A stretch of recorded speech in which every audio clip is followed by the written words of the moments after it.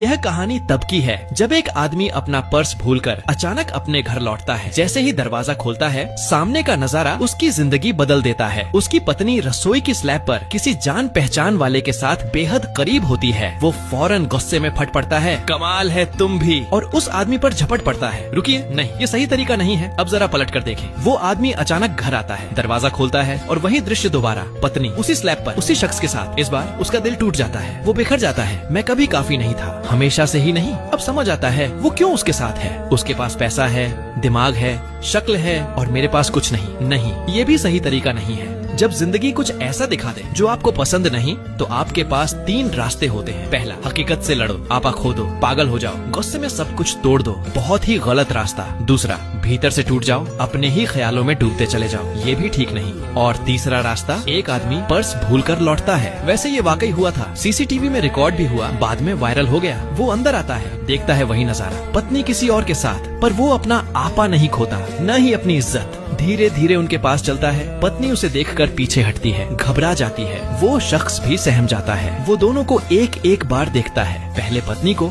फिर उसे। शांति से अपना पर्स उठाता है और मुड़कर चल देता है। पत्नी उसके पैरों में गिर जाती है। माफ कर दो, प्लीज माफ कर दो। वो धीरे से उसके हाथ हटा देता है। वो अब भी घुटनों पर है, उसकी टांगों से लिपटी हुई। फिर वो उस शख्स से हाथ मिलाता है। अब वो रिश्तेदार था या नहीं, कहना मुश्किल है, पर कहानी में थोड़ा रंग आ जाता है। वो आदमी भी असहज होकर हाथ मिलाता है, और फिर वो आदमी बिल्कुल शांत दरवाजा बंद करके चला जाता है। हाँ, उसे तकलीफ हुई। वो इस रिश्ते को लेकर बहुत उम्मीदों में था। उसे लगा था कि उनके बीच कुछ खास है, एक साथ भविष्य की कल्पना की थी। पर जिंदगी ने जो दिखाया वो सच्चाई थी, और किसी अजीब से तरीके से वो शुक्रगुजार था कि ये अभी पता चला, बाद में नहीं। क्योंकि उसका एक नियम है, हकीकत को हमेशा स्वीकार करो, उसे नकारो मत, उससे लड़ो मत।